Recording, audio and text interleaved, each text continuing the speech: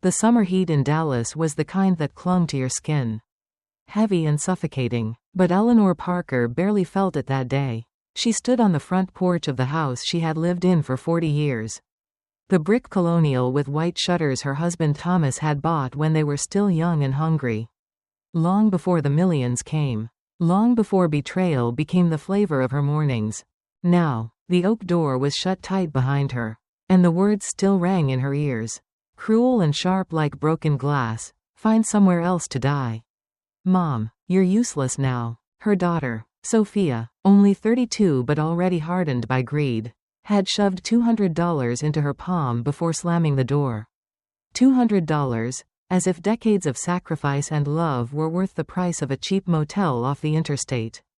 Eleanor stood frozen, the bills crumpled in her hand, staring at the brass knocker Thomas had once polished every Sunday.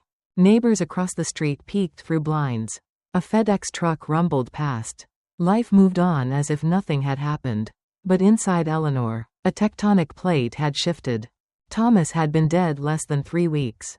His funeral still haunted her, the mahogany casket lowered under a cloudless Texas sky. The priest mumbling blessings while Sophia stood in designer black heels, her hand entwined with Daniel crosses.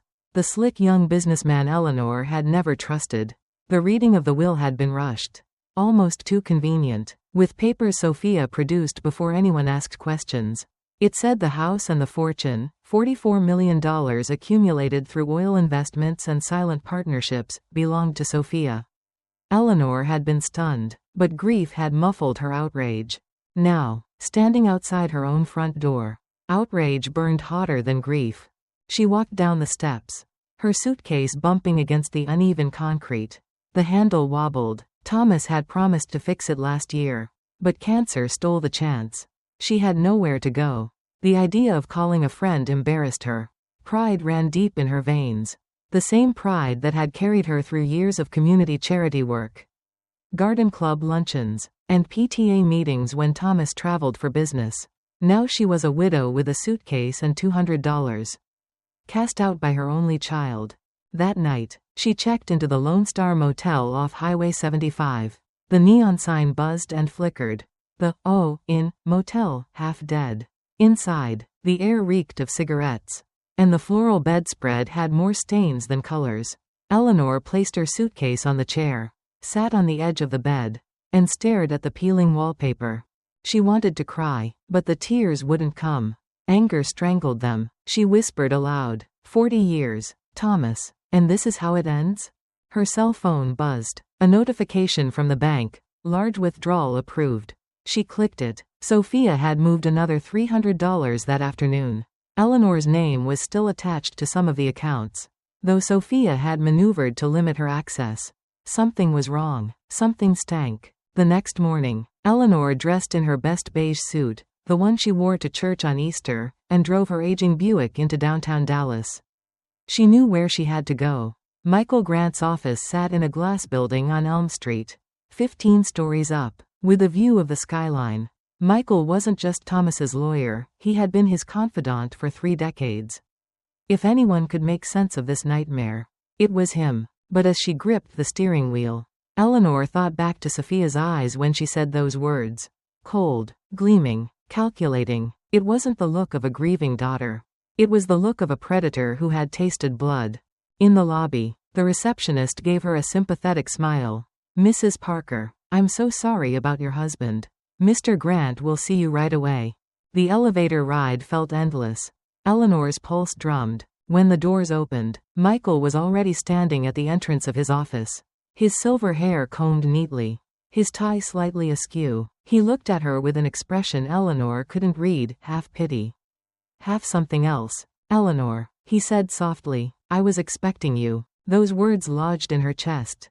Expecting her? She followed him inside, the leather smell of the office mixing with old books and the faint aroma of whiskey. On the mahogany desk lay a folder, thick with papers. Michael gestured for her to sit. I'm afraid what you've been told isn't the full story. Eleanor's throat tightened. What do you mean? He opened the folder. Inside, neatly typed and notarized, was a document she had never seen before, the real will of Thomas Parker. Eleanor's hands trembled as she reached for it, her eyes scanning the paragraphs.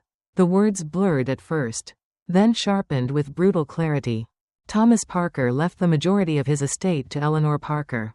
Not Sophia, not Daniel, not anyone else. Eleanor. She gasped, the paper shaking in her grip. But Sophia said, she showed me. Michael's jaw hardened. Sophia forged documents. She and Daniel orchestrated a fraud. The will they showed you was a fabrication. Eleanor's chest rose and fell. The motel room, the insult, the crumpled bills, all of it flashed before her eyes, now reframed by this revelation. Her daughter had not just betrayed her. She had stolen from her. Michael leaned back in his chair, folding his hands. Eleanor, you have a choice. We can go to court. Expose everything. But this will be a battle. Sophia will not surrender quietly. She has allies. And there are things about Thomas's business you may not know. Eleanor stared at the will, her reflection faint in the glass frame of a family photo on Michael's desk. For the first time since Thomas's death, her spine straightened, her voice steady. She took my home, Eleanor said. She took my husband's legacy. I want it back. Outside the window, the Dallas skyline shimmered under the midday sun. Inside, a widow who had been discarded like trash began to awaken. And somewhere, Sophia had no idea that her game was about to unravel. Eleanor sat in the leather chair across from Michael Grant's desk, the weight of the real will pressing down on her like 1,000 bricks. The silence between them stretched until she finally broke it, her voice shaking but steady enough to be heard. So Thomas, he didn't abandon me, she whispered. Michael leaned forward, elbows on the desk, his gray eyes softened. No, Eleanor. He wanted to make sure you were provided for. He left the majority of everything to you, property, investments, even the trust fund he set up years ago. She clenched the paper, nails biting into it. Then how did Sophia? Forgery, Michael said bluntly. Sophia and Daniel Cross drafted a fraudulent will. From what I've pieced together, they had access to Thomas's files after his death. Probably intercepted documents at the house before I could secure them. I suspect Daniel pulled strings. He has connections with shady notaries and offshore consultants. The signature was a forgery. Not even a good one. Eleanor's chest burned with a mixture of rage and heartbreak. Her daughter, her flesh and blood. How had she grown into this stranger capable of robbing her own mother? Michael slid another file toward her. I didn't want to overwhelm you during the funeral, but I had my team verify the original. It's airtight. If you choose to fight this in court, you will win. But, he paused, measuring his words. Sophia isn't going to surrender without making it ugly. She already moved money. She's hiding assets. Eleanor looked out the tall window at the Dallas skyline. Somewhere in those steel towers, Sophia was probably sipping champagne with Daniel, celebrating a victory they didn't deserve. What are my options? Eleanor asked. Michael opened his hands. 1. File immediately. We'll freeze the assets. Petition the court to nullify the fake will. And reclaim your inheritance. 2. Confront Sophia privately. Give her a chance to step down quietly. But Eleanor, he leaned in. I doubt she'll go quietly. Daniel has ambitions. He's using her. Eleanor thought of Sophia's eyes again, sharp and gleaming when she said, find somewhere else to die. Those weren't the eyes of a victim being manipulated. They were the eyes of someone who had chosen her side. I want to fight, Eleanor said, her voice firm. Michael nodded once, as if he expected nothing less. Then we'll begin. But prepare yourself. Sophia and Daniel will retaliate. That evening, Eleanor returned to the Lone Star Motel. The neon buzzed, casting pink shadows across her bedspread. She sat at the little round table with the documents spread out before her, reading each clause of Thomas's will until the words blurred. He had trusted her. He had wanted her safe. The betrayal wasn't his, it was Sophia's. Her phone buzzed. Unknown number. She answered cautiously. Mrs. Parker? The voice was female, low, professional. My name is Laura Chen. I'm a private investigator. Michael suggested I reach out. He believes you may need someone to track where Sophia and Daniel are moving the money. Eleanor rubbed her temple. Track the money? Yes. Offshore accounts, shell companies, fake corporations. Daniel's specialty. If you're serious about fighting, you'll need proof. Paper trails. Otherwise, Sophia will spin the narrative against you in court. Something inside Eleanor hardened. Then let's start. The next few days blurred into a rhythm of discovery and dread. Laura Chen was efficient, ex-Fort Worth PD. Now freelancing as an investigator. She came to Eleanor's motel room with folders, receipts, and a laptop glowing with spreadsheets. See here? Laura tapped the screen. Torino Enterprises LLC. Registered in Delaware. But no physical office. It's a shell. Your late husband's name appears as a silent partner. Money went in. Money came out. No real business conducted. Eleanor frowned. Thomas? My Thomas? Laura nodded. I think he was moving funds through these companies. But whether he knew the full scope or not, I can't say yet. What's certain is Sophia and Daniel have seized control of these accounts since his death. Eleanor's stomach knotted. All her life she had believed Thomas was a straight-arrow businessman. Was this the secret Michael had hinted at? Laura flipped another file. Look at this. Transfers to accounts in the Cayman Islands last week. Daniel's signature. Sophia as beneficiary. Anger surged again. Not only had Sophia stolen, she was laundering money like some corporate criminal. Eleanor gripped the table edge. If Thomas was involved in this, what does it mean? Laura hesitated, then said carefully, it means your husband might have been part of something bigger. And if Sophia and Daniel are exploiting that, you're standing in their way. 2 days later, Eleanor's fears proved real. She returned to her motel room to find the lock forced. Her papers rifled through, nothing of value taken, except a flash drive Laura had given her. On the mirror, written in red lipstick, were the words, "Stop digging. Or else." Her knees went weak. This wasn't just family drama anymore. This was dangerous. She called Michael immediately. He urged her to stay calm, promising to arrange protection. But Eleanor felt the walls closing in. Sophia wasn't just trying to cheat her. She was trying to bury her. That night, Eleanor lay awake listening to the buzz of the neon sign. 40 years of marriage, a lifetime of loyalty, and now the daughter she once rocked to sleep in a nursery painted soft yellow was threatening her life. She whispered into the dark. If it's a fight she wants, then it's a fight she'll get. Her reflection in the cracked motel mirror looked back at her, not the fragile widow Sophia thought she had discarded, but a woman with fire still burning in her chest. And Eleanor Parker wasn't done yet. The following week unfolded like a storm gathering on the horizon. Slow at first, then furious and impossible to ignore. Eleanor Parker woke each morning at the Lone Star Motel with her phone buzzing, alerts from the bank, strange calls from blocked numbers, and once, the chilling silence of someone breathing on the other end before hanging up. Sophia had declared war. On Tuesday, Eleanor drove to the bank on Main Street to speak directly with a manager about her accounts. She wore her beige suit again, determined not to look like a broken widow but like a woman of standing. Still, the manager, a young man with gelled hair and a nervous smile, treated her with thinly veiled discomfort. Mrs. Parker, he said, clearing his throat, your daughter has submitted documents transferring the rights of these accounts to her guardianship. We processed them in good faith. Guardianship? Eleanor snapped. I am not senile. I am not incapacitated. I am his widow. She slammed Thomas's real will on the counter. And this says the money is mine. The manager flinched, lowered his voice. I'm sorry, ma'am, but there are restraining orders filed as well. Court ordered. It says here you're barred from accessing certain funds until further notice.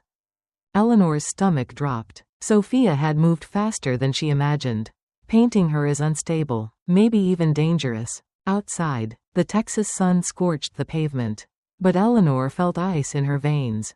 Daniel's influence was everywhere, slick lawyers, forged papers, intimidation tactics. He was tightening the noose, and Sophia was willingly holding the rope. That night, Laura Chen arrived at the motel carrying 2 heavy folders. She dropped them on the table with a thud. I've been digging, Laura said, brushing hair from her face. Daniel's fingerprints are all over this. But Eleanor, it's not just about Sophia's betrayal. Your husband, Thomas, he wasn't the man you thought he was. Eleanor's chest constricted. What do you mean? Laura opened the first folder. Torino family. Ever heard of them? The name sounded vaguely familiar. whispered on the news whenever organized crime was mentioned. They're not just a rumor. Laura continued. They're real. And they've been using shell corporations for years to launder dirty money. One of those companies, Torino Enterprises, lists Thomas as a silent partner. I found ledgers, transfers, dates. Eleanor's head spun. Thomas, her Thomas, tied to a crime family? No, she whispered. He was stubborn, maybe secretive, but he wasn't a criminal. Laura looked at her gently. Maybe not willingly. It's possible he was coerced. Or maybe he struck a deal to protect you. But the evidence is clear, he had some connection. And now Sophia and Daniel are using those connections. They're funneling money through the same channels. Eleanor pressed her hands to her temples. My God. Laura tapped the second folder. Worse. The FBI was watching him. Thomas may have been cooperating with them before he died. These documents mention an informant. Codenamed Falcon. The timeline matches your husband's last business trips. Eleanor slumped back in her chair. Her marriage, her daughter, her life, all of it was collapsing under truths she had never asked to face.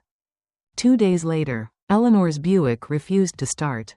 She popped the hood and found the battery gone. Wires cut. Her motel room was entered again, this time no message. Just the lingering smell of cologne she recognized from Daniel Cross. Michael Grant called that afternoon. Eleanor, you need to be careful. Daniel has resources. He's not just after money, he wants control of everything. And Sophia is his ticket. We'll file injunctions, but it takes time. Until then, you're exposed. Exposed. The word rattled her. That evening, she sat across from Laura at a diner off Interstate 30. The kind with neon signs promising bottomless coffee and cherry pie. Truckers sat at the counter. A jukebox hummed old country songs. You're not safe here, Laura said bluntly, stabbing her fork into a slice of pie. Sophia and Daniel aren't amateurs. They've hired muscle. I've tailed 2 men circling your motel. You need to consider protection. Eleanor stirred her coffee. What am I supposed to do? I can't live like a fugitive. This is my home, my life. Laura's gaze softened. Then we fight. But you need to know, if we push too hard, the Torino family will notice. And they're not the type to send polite warnings.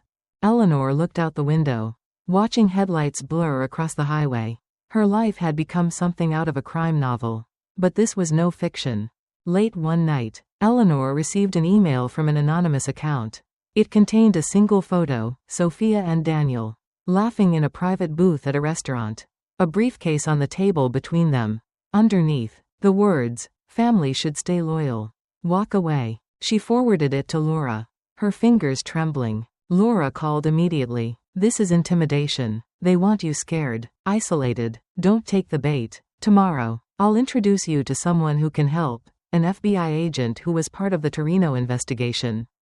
His name is Ramirez. Eleanor's breath caught. The FBI? Yes. If Thomas really was their informant, Agent Ramirez might confirm it. He might also be able to protect you. Eleanor closed her laptop, staring at the cracked motel ceiling. For 40 years she had been a wife, a mother, a woman content to host church luncheons and keep roses alive in the Texas sun. Now she was caught between her daughter's betrayal, her husband's secrets, and a crime family's wrath. She whispered into the quiet, I won't be silenced. Somewhere across town, Sophia sipped champagne, believing she had already won. But Eleanor Parker was still standing. And the storm was only beginning. The next morning, Eleanor woke before dawn, unable to shake the unease pressing down on her chest. She dressed in her beige suit again, it had become her armor, and met Laura Chen in the parking lot of a quiet coffee shop near Dealey Plaza. Dallas traffic was just beginning to stir.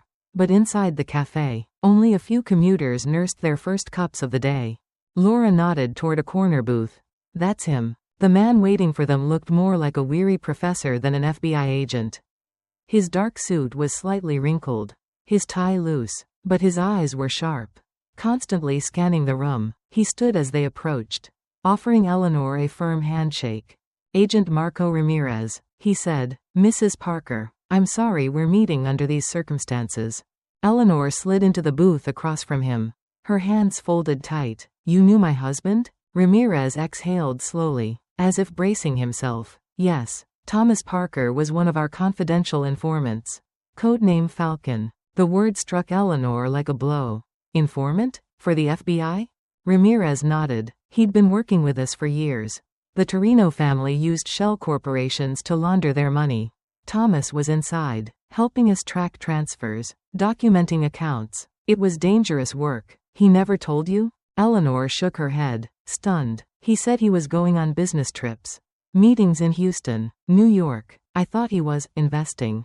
In a way, he was, Ramirez said, investing in taking them down. But the case stalled. We couldn't indict without concrete evidence. When Thomas got sick, he withdrew. His death left us with a hole in the investigation. Eleanor felt the floor tilt beneath her. All those nights Thomas had come home late. Exhausted, distant, she had chalked it up to stress. She had no idea he had been living a double life, risking everything in the shadows. Ramirez leaned in. Now Sophia and Daniel have stepped into his shoes. Not to help us, but to profit. They're cutting deals with the Torinos. If they succeed, the family has a new laundering pipeline. If we don't stop them, your husband's sacrifice will mean nothing. Eleanor's throat burned. So what am I supposed to do? I'm a widow, living out of a motel. My own daughter has stolen everything from me. Ramirez's gaze didn't waver. You have something Sophia doesn't, legitimacy. Thomas left the estate to you. If you stand your ground, if you work with us, you can expose their fraud. But it won't be easy. The Torinos play rough. If you'd rather walk away, I'd understand. The choice lay heavy between them. Walk away, and she might find safety. Maybe even peace, though the fortune and her husband's legacy would be lost. Stay, and she would be dragged deeper into a war against her own daughter and a mafia family. Laura watched her quietly, letting the weight of the decision settle. Eleanor clasped her hands until her knuckles whitened. Thomas gave his life to this. I won't let Sophia spit on his grave. I'll fight. Ramirez nodded once, grim but approving. Then we'll need your help. Undercover. Sophia trusts you enough to underestimate you. That's our opening. That night, Eleanor sat alone in her motel room, staring at the ceiling fan spinning lazily above. The hum of the neon sign outside was constant, like a pulse in the dark. She thought of Sophia as a baby, clinging to her fingers. She thought of the teenage years, the slammed doors, the sullen silences. Somewhere along the way, greed had replaced love. She whispered to herself, how did we get here? Her phone buzzed with a new email, another anonymous warning. Last chance. Walk away. Attached was a grainy photo of her leaving the diner with Laura and Ramirez. They were watching her already. Fear pricked her skin, but something else rose higher, resolve. They wanted her scared, silent, erased. She wouldn't give them that satisfaction. 2 days later, Ramirez arranged for Eleanor to visit his office, a modest suite in a federal building downtown. He showed her a wall of photographs, mugshots of Torino lieutenants, surveillance shots of Daniel shaking hands with their men, Sophia signing papers in a private bank in Houston. Your daughter thinks she's untouchable. Ramirez said, she's not, but we need her on record. If you can get her to talk about the deal, confirm her role in laundering money, we'll have leverage. Eleanor's stomach turned. You want me to spy on my own daughter? Ramirez met her gaze. I want you to finish what Thomas started. And if you don't, Sophia will bury you alive. Laura placed a reassuring hand on Eleanor's shoulder. You're stronger than you think. I've seen it already. You can do this. Eleanor studied the photos again, her daughter laughing. Confident. Convinced she had won. Slowly, Eleanor nodded. I'll do it. Ramirez handed her a small device. No bigger than a lipstick tube. Voice-activated recorder. Keep it in your purse. All you need to do is let her talk. That night, back at the motel, Eleanor poured herself a glass of cheap wine from the vending machine down the hall. She sat at the table with the recorder in her hand, turning it over, feeling its weight. She thought of Thomas, his secrets, his courage, his betrayal of silence. She thought of Sophia, her cruelty, her hunger for power, her willingness to destroy her own mother. And she thought of herself. A woman cast out, underestimated, dismissed as weak. But not anymore. Eleanor placed the recorder in her purse, zipped it shut, and whispered into the dark. Game on. The recorder in Eleanor's purse felt heavier than a pistol. She carried it with her everywhere. A silent witness to every word spoken. For days she rehearsed lines in her motel room, practicing how she might draw Sophia out without sounding desperate. She wasn't a spy. She was a 63-year-old widow who used to bake pies for the church fundraiser. And yet here she was, caught in a sting operation that could bring down her own daughter. Laura Chen coached her relentlessly. Keep her talking. Don't argue. Let her brag. People like Sophia, they can't resist showing off. Daniel too. They'll want you to know how smart they are. How much power they've got. Eleanor practiced nodding. Practiced looking small. Practiced swallowing rage until it curdled into quiet resolve. Finally, Sophia called. The tone of her voice was syrupy. False. Like honey laced with glass. Mother, she purred. We need to talk. Come to the house. Tonight. The house. Eleanor's house. The place she had been thrown out of like trash. That evening, Eleanor parked her Buick a block away and walked under the hot Dallas twilight toward the colonial with white shutters. She could smell fresh mulch in the flower beds. See the warm glow of chandeliers through the windows. The life that used to be hers now staged like a magazine spread for Sophia's benefit. Inside, Sophia greeted her in silk pajamas. Barefoot, wine glass in hand, Daniel lounged on the couch. Phone buzzing with messages. Mother, Sophia said smoothly, you've been making trouble. Lawyers, investigators. That's not very filial. Eleanor kept her voice steady. You stole what wasn't yours. That was never Thomas's wish. Daniel smirked. Thomas's wish? Thomas was playing a game he didn't understand. We understand it. We know how to win. Sophia perched on the arm of the sofa, swirling her wine. You don't have to fight us. Mom, you could join us. Let us take care of everything. You get an allowance, a little comfort in your twilight years, and we handle the rest. The recorder hummed silently in Eleanor's purse. She forced herself to nod slowly, as if considering. And how exactly are you handling it? Daniel leaned forward, his eyes gleaming. By working with people who know how to move money. Big people, powerful families. The Torinos trust us now. That's something Thomas never had. Sophia laughed lightly, sipping her wine. Yes, Mom. Daddy was always too soft. He thought he could balance charity luncheons with million-dollar deals. We're not making that mistake. We're not weak. Eleanor's stomach clenched, but her face stayed neutral. So you're saying you've already cut deals? Daniel grinned. Already signed. Offshore accounts. Contracts. The works. The Torinos will funnel everything through us. And when it's done, we'll be untouchable. Sophia's eyes glittered with triumph. And you, Mother, can either smile for the cameras or rot in that sad little motel. Your choice. Eleanor rose slowly, heart pounding. I'll think about it. Sophia smirked. Do that. Back in her Buick, Eleanor gripped the steering wheel until her knuckles turned white. The recorder was still warm in her purse, heavy with Sophia's words, proof, evidence, the very noose they had woven for themselves. She drove straight to Ramirez's office. When he heard the tape, his jaw tightened. This is it, he said. Exactly what we needed. You've done well, Eleanor. Laura leaned back in her chair, exhaling. You've got them bragging about laundering for the Torinos. That's enough to file charges.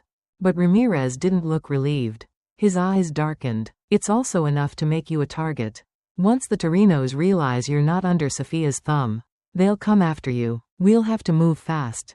Eleanor's stomach sank. So what happens now? Ramirez's voice was grim. We set the trap. One big meeting. Let Sophia and Daniel walk themselves into it, thinking they're about to prove their loyalty to the family. We'll be waiting. Eleanor felt the weight of the decision again. Every instinct told her to run, to pack her suitcase and disappear into some quiet town. Never to look back. But she thought of Thomas, of the years he had risked everything in secret.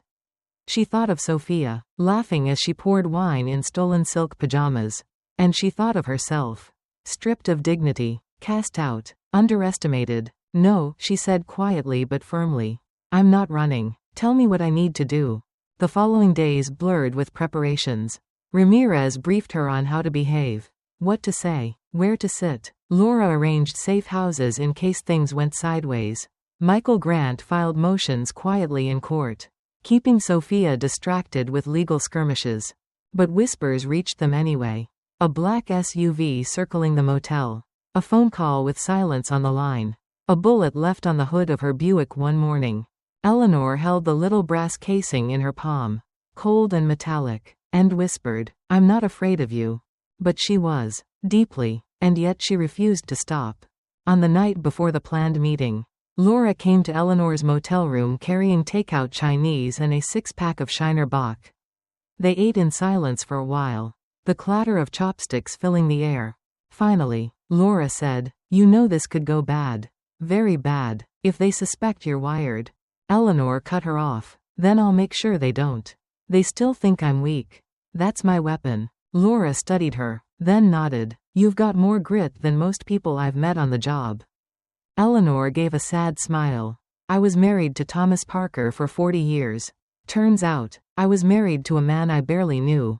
But I loved him, and I'll finish what he started." Laura raised her beer. "Then tomorrow, we end this." That night, Eleanor lay awake listening to the buzz of the neon outside, the recorder once again resting in her purse. Tomorrow she would walk into the lion's den, her own daughter and Daniel on one side. The Torino family lurking in the shadows. The FBI waiting to pounce. And for the first time since Thomas's death, she felt something strange stirring in her chest. Not fear, not grief. Power. The night was humid, heavy with the smell of rain clinging to Dallas concrete. Eleanor adjusted her pearl earrings in the rearview mirror of her Buick. Though she hadn't worn pearls in years, they were part of the disguise, part of playing the role of the naive. Weary mother Sophia still believed her to be. Across the street, Laura Chen sat in an unmarked sedan, her hair tucked beneath a baseball cap, eyes fixed on Eleanor. 2 blocks down, Ramirez and his FBI team were staged in a vacant office building.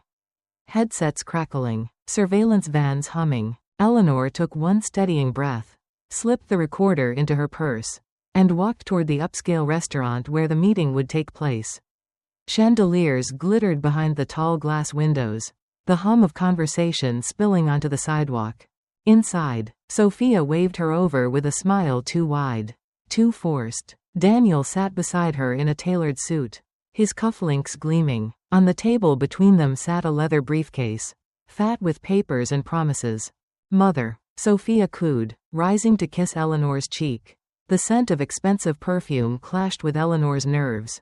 "So glad you came." Eleanor slid into the seat across from them, her heart pounding in her ears. "You said you wanted to explain things."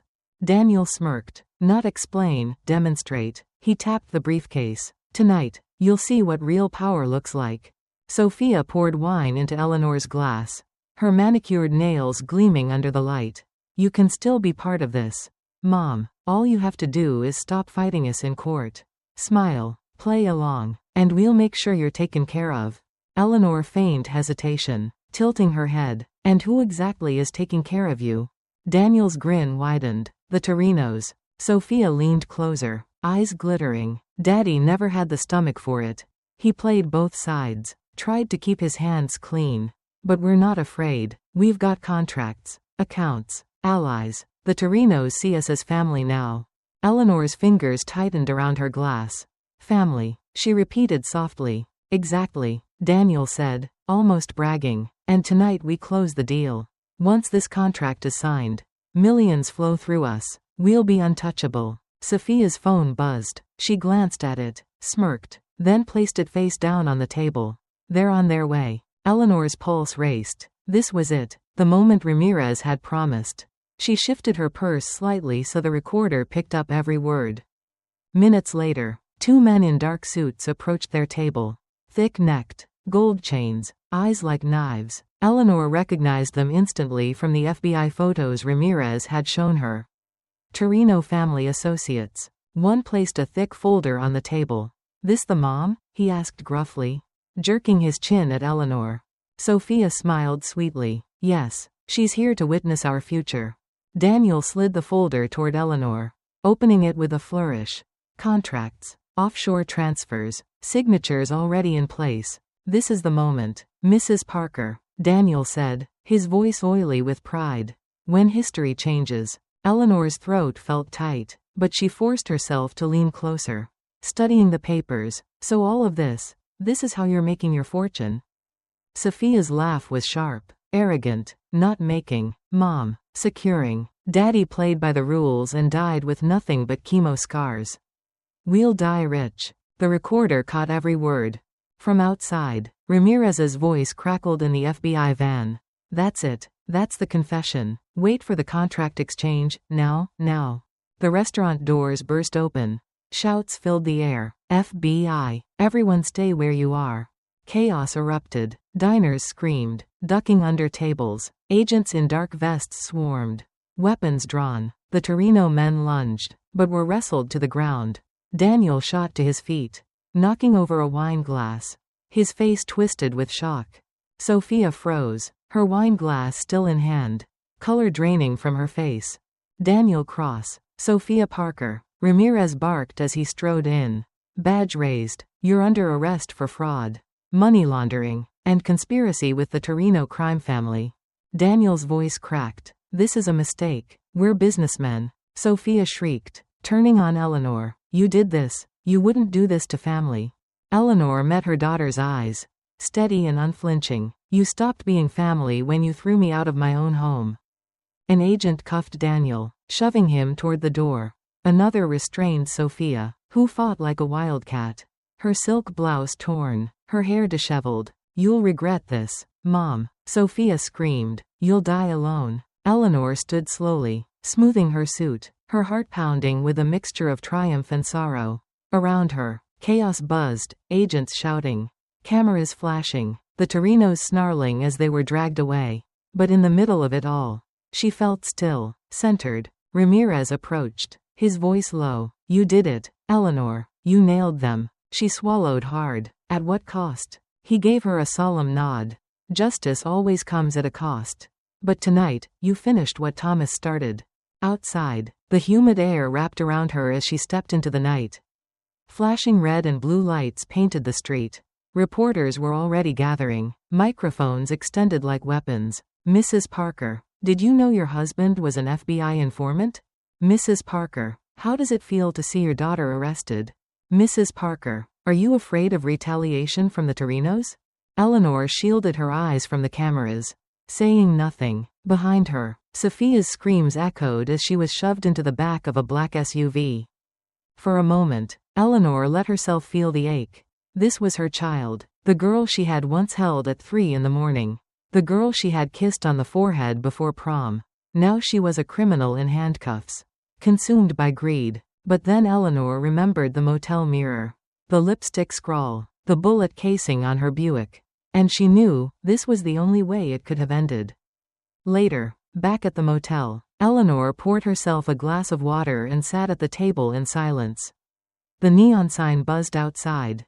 The recorder lay in her purse, still humming, filled with Sophia's voice, the voice of betrayal, arrogance, and downfall. She whispered into the quiet, "It's over." But in her bones, she knew it wasn't. The Torinos had lost a pipeline tonight. But they hadn't lost their thirst for revenge. And Eleanor Parker had just painted a target on her back. The trial of Sophia Parker and Daniel Cross became front-page news across Texas. Headlines screamed betrayal and greed. Heiress and lover charged in mafia scheme. Dallas widow outsmarts Torinos. Reporters camped outside the courthouse, cameras snapping whenever Eleanor appeared, her beige suit and calm face becoming the image of defiance. Inside the courtroom, she sat behind the prosecution table, a silent sentinel, while Sophia avoided her eyes. Daniel wore arrogance like armor, whispering to his attorney, but sweat beaded on his forehead when evidence was played. The recording from Eleanor's purse filled the chamber, Sophia bragging, Daniel boasting, both of them declaring loyalty to the Torino family. Gasps rippled through the gallery. Sophia's face flushed crimson, her hands clenching into fists. Eleanor didn't flinch. She watched the jury, watched the shock and disgust spread across their faces. These weren't strangers, they were Texans. Mothers, fathers, neighbors. They understood betrayal. The verdict came after only 4 hours of deliberation. Guilty. Sophia sobbed as the sentence was read, 20 years for conspiracy and fraud. With no chance of parole before serving 15. Daniel's was harsher, 35 years. Tied to his deeper dealings with the Torinos. As deputies led them away, Sophia twisted back to glare at her mother. You destroyed me. Are you happy now? Eleanor's eyes glistened, but her voice was steady. No, Sophia, I'm heartbroken, but you destroyed yourself. After the sentencing, Agent Ramirez approached her on the courthouse steps. The Torino family won't forget this. But tonight, Dallas is safer, and Thomas's work finally means something. Eleanor nodded, the weight of it all pressing down on her. He carried this alone for so long. I only wish I'd known. Ramirez's gaze softened. He kept you out of it to protect you. Now, in a way, you've honored him by finishing it. Cameras flashed. Reporters shouted questions. Eleanor ignored them, walking down the marble steps with Laura at her side. For the first time in months, the air felt light. Back at the Lone Star Motel, she packed her suitcase. The neon sign still buzzed outside. But she knew she wouldn't be returning. She'd spent too many nights staring at that cracked ceiling, whispering into the dark. It was time for something new. Michael Grant met her the next morning with paperwork. The real will had been upheld.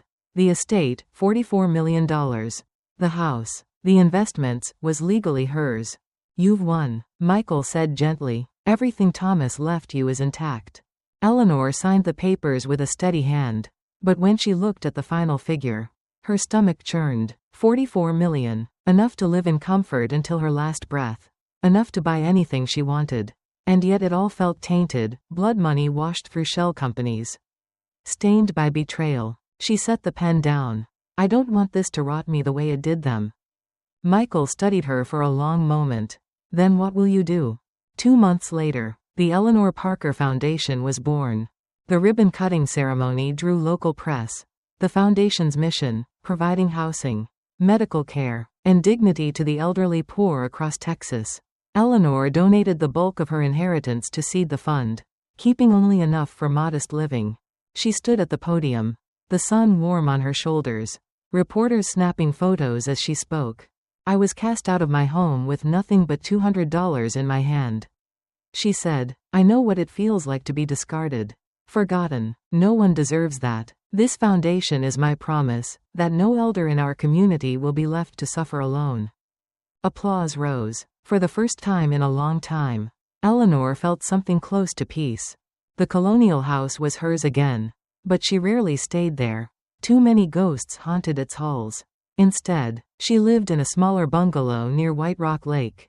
She planted roses in the yard, tended them every morning, and let herself breathe. Laura visited often, sometimes with case files, sometimes just with coffee and laughter. Ramirez called once in a while, updating her on the ongoing war with the Torinos. They're limping without Sophia and Daniel, he said, but we're still watching. Eleanor always thanked him, but she had stopped living in fear. She knew danger lingered, but she refused to let it control her. One quiet evening, as the sun dipped over the lake, Eleanor sat on her porch with a journal in her lap. She wrote about Thomas, his secrets, his bravery, his betrayal of silence. She wrote about Sophia, the baby she once adored, the woman she had lost, the criminal she had helped put away. And she wrote about herself, the widow who had been cast aside, who found her strength in the ashes. She closed the journal and whispered, I forgive you, Thomas, and I forgive you, Sophia, but I will never forget. The cicadas hummed in the twilight. A neighbor's dog barked. Life moved forward, ordinary and unrelenting. Months later, the Parker Foundation's first housing project opened its doors. Eleanor cut the ribbon with trembling hands, tears in her eyes as elderly residents stepped into rooms filled with sunlight and dignity. Reporters snapped photos, but Eleanor barely noticed. One woman, frail and hunched, clasped her hand. Thank you, she whispered. You gave me a home. Eleanor smiled through tears. No, dear, you gave me mine back. Sophia's letters began arriving from prison soon after. At first, they were venom, accusations, curses, the same arrogance written in angry script. Eleanor didn't reply, but over time, the letters softened. Apologies crept in, confused ramblings, pleas for forgiveness. Eleanor read them all but never responded. Some wounds were too deep to reopen. She prayed her daughter might one day find peace. But it was no longer her burden to carry. On a cool autumn morning, Eleanor walked through the rose garden she had planted outside her bungalow. The blooms were full, their fragrance sweet on the air. She paused by a white rose, touching its petals gently. This was who she had become, no longer the discarded widow.